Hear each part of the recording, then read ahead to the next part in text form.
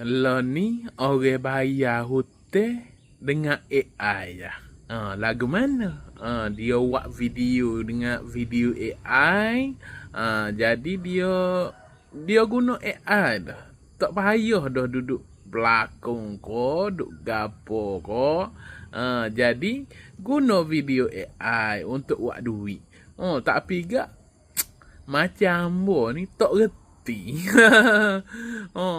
Tak reti nak buat video dengan AI ni susah. Tahulah tapi gak tengoklah kalau ada orang ajar gak. Kalau senang gak kita akan buat video AI. Learning ni tengah gapa ni? Tengah duduk belajar. Tak reti lagi. Susah moga kita pun seteruk etek.